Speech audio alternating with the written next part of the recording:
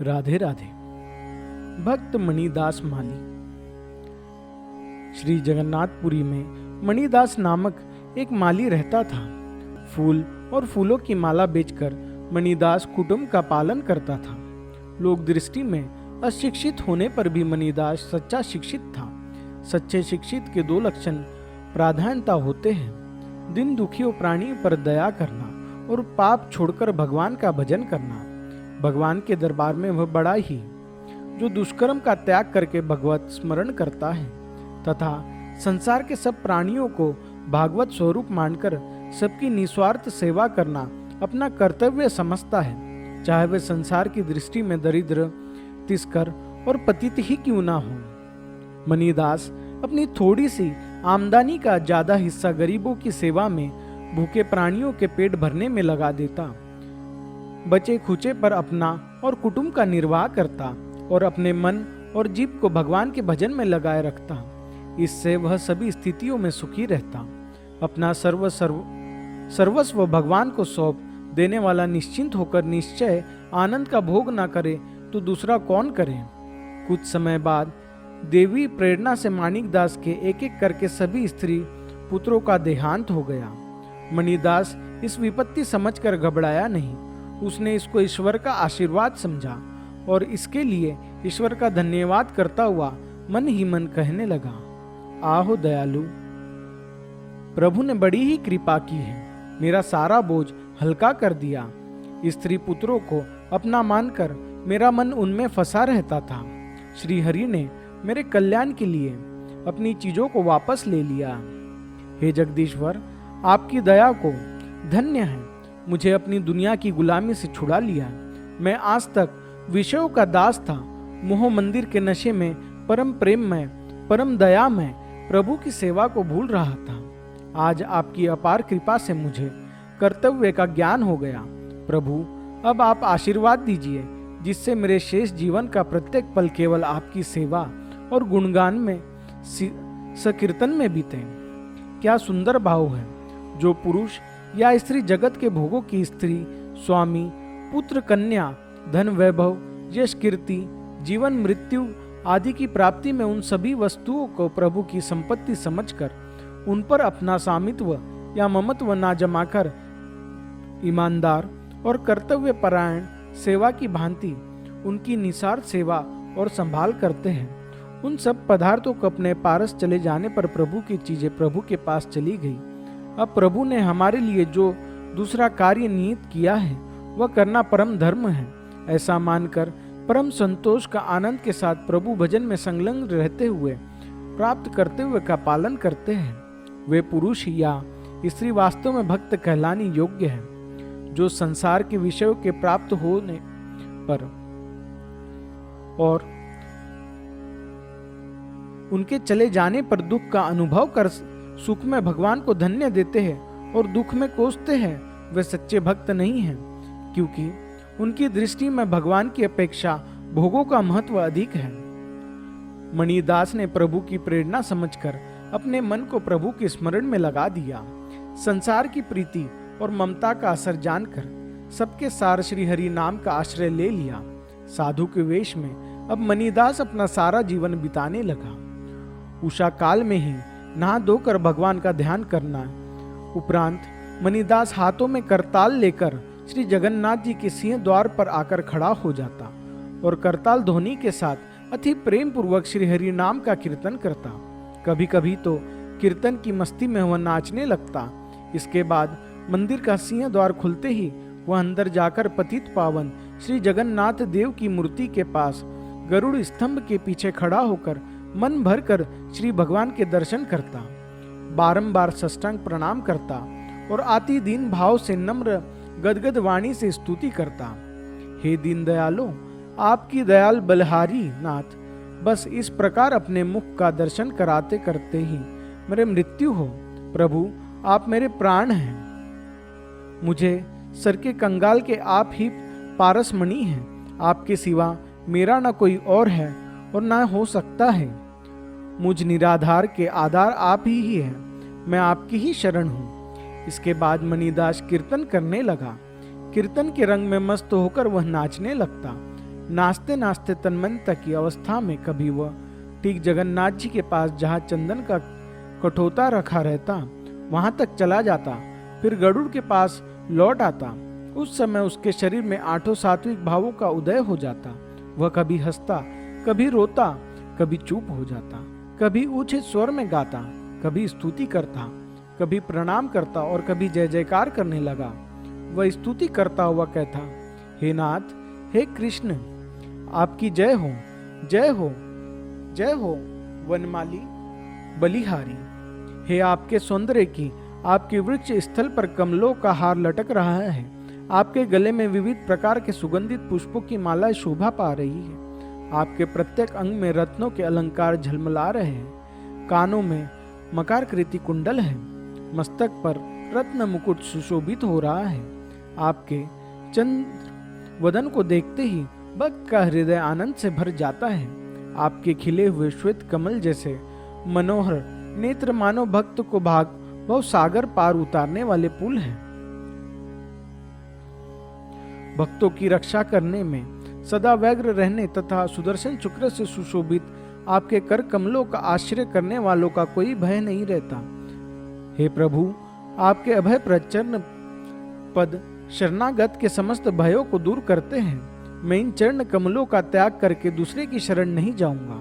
हे स्वामी, मैं आपकी ही शरण में पड़ा हूँ, अतएव आप मुझ पर कृपा करें।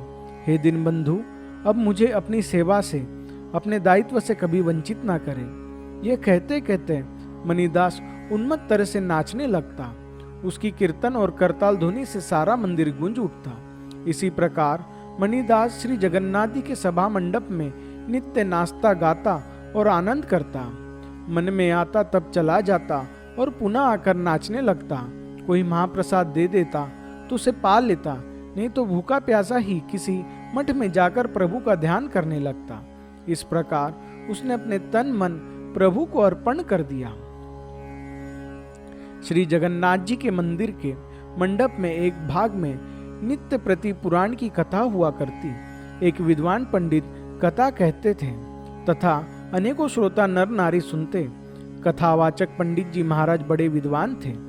वे तरह तरह के भाव बनाकर ऐसे ढंग से कथा कहते थे कि सुनने वाला मुग्ध हो जाता। इतना होने पर भी पंडित जी प्रेमी नहीं थे। उनका हृदय सूक्ष्म था, उनमें भगवत प्रेम रस की धारा नहीं बहती थी। एक दिन कथा हो रही थी, इतने में ही करताल बजता और ऊंचे स्वर से राम कृष्ण हरि की ध्वनि करता हुआ मणिदास वहां पहुंचा।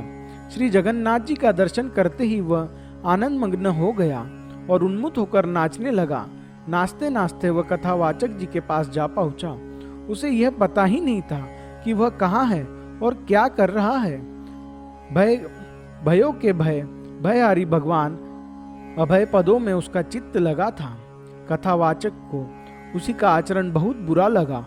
उनको गुस्सा आ गया और उन्होंने कथा रोककर उसे डांटना शुरू किया, परंतु वह सुनता कौन। कथावाचक जी बक रहे थे, वह अपने मस्ती में नाच रहा था। कथावाचक जी का गुस्सा और भी बढ़ गया। अब श्रोताओं ने भी साथ दिया और गालियों के साथ ही मणिदास पर थप्पड़ भी पड़ने लगे। बहुत देर तक यह अत्याचार चला। अंत में मणिदास को जब ब्रह्म ज्ञान हुआ तो वह भौचक्का सा रह गया। कुछ ही समय में उसे सारी बातों का पता लगा। उसके मन में प्रणय कोप हुआ। वो चुपचाप वहां से निकलकर एक मठ में जाकर पड़ा रहा। उसने मन ही मन कहा, प्रभु के सामने यदि मुझे प्रभु की कथा कहने सुनने वाले मारते हैं तो मैं वहां क्यों जाऊं, शायद प्रभु यहाँ चाहते हो। कथावाचक जी ने अपनी विजय समझी। उन्हें यह पता नहीं था कि भगवान विद्या पर नहीं रीझते, वह तो प्रेम के भूखे हैं। जिनके हृदय में प्रेम होता है वही भगवान का निवास होता है। दिन बीत गए। सूर्य नारायण अस्त को चल पधारे। मंदिर में संध्या की आरती हुई, परंतु मणिदास नहीं गया। आज उसने अन्न जल भी ग्रहण नहीं किया। मंदिर की सेवा समाप्त हुई, भंडार बंद हो गया और सबके बाहर चले जाने पर पट बंद कर दिए गए। पुरी के नरेश अपने महल में सोए हैं। अकस्मात उन्होंने देखा मानो स्वयं भगवान श्री जगन्नाथ प्रकट होकर उनसे कह रहे हैं, राजा तू बड़ा बेखबर है। तुझे ये खबर नहीं कि तेरे राज्य में, अरे मेरे मंदिर में क्या हो रहा है? मेरे प्रेमी भक्त मणिदास मंदिर में करताल बजाकर नाचा करता है और मुझे आनंद दिया करता है। आज तेरे कथावाचक ने उसे मारकर मंदिर से निकाल दिया है। उसके कीर्तन आदि को सुने बिना आज मेरा आनंद फीका हो रहा है। मेरे मणिदास मंदिर के बाहर मठ में भूखा प्यासा पड़ा है। तू स्वयं वहां जा और उसके कीर्तन में कोई विघ्न ना हो ऐसा प्रबंधन कर। जहां वह करताल बजाकर प्रेमानंद में मस्त हो मेरे सामने नाचे, तभी मुझे आनंद आवेगा। देख, अब आगे से कोई कथावाचक वहां कथा ना बाचा करे। कथा की व्यवस्था श्री लक्ष्मी जी के मंदिर में हो। मेरा सभा मंडप तो मेरे प्रेमी भक्तजन के भजन कीर्तन के लिए सुरक्षित रहे। आनंद सागर भगवान की करुणा तो देखिए, वे भक्त के आनंद से आनंदित होते हैं। उधर मठ में पड़े हुए मणिदास देखा, अकस्मात परम प्रकाश हो गया और उसमें भगवान श्री जगन्नाथ जी प्रकट होकर उसके सिर पर हाथ फिराते हुए स्नेह पूर्वक कहा, बेटा मणिदास, अरे तू भूखा क्यों रहा है? आज मैंने भी उपवास किया है। उठ, जल्दी भोजन कर। ब्रह्मदास को ब्रह्म ज्ञान हुआ। उसने देखा महाप्रसाद का थाल सामने रखा है।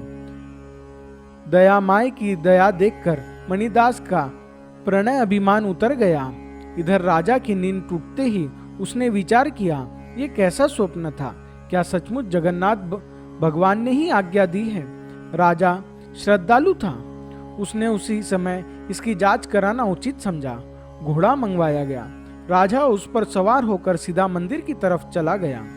मंदिर के सामने मठ में जाकर देखा, मणिदास पड़ा हुआ है। प्रातकाल हो गया। राजा ने सदर प्रेम पूर्वक संभाषण से मणिदास को मन को खींच लिया। साधु दयालु हुआ ही करते हैं। मणिदास राजी हो गए। राजा उसे साथ लेकर सभा मंडप में आए और बड़े आदर सत्कार के साथ मणिदास को वस्त्र अलंकार पहनाकर कहने लगे, मणिदास, तू धन्य है। अरे वह ऊंची जाति किस काम की जिसमें भगवान का प्रेम नहीं। तुझे और तेरे माँ बाप को धन्य है। आज तू मेरे सामने करताल बजाकर नृत्य कर।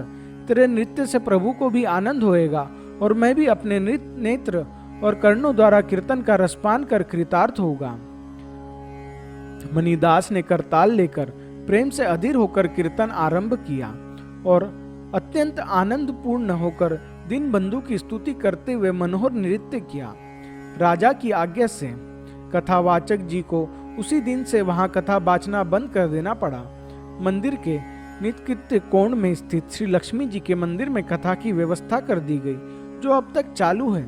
सभा मंडप के भक्त के प्रेम पूरित कीर्तन नृत्य के लिए खुले छोड़ दिए गए हैं।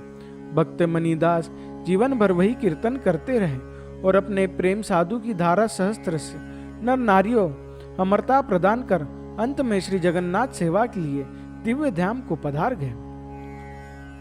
जय श्री जगन्नाथ, जय श्री राधे, जय श्री राधे कृष्ण, जय श्री कृष्ण।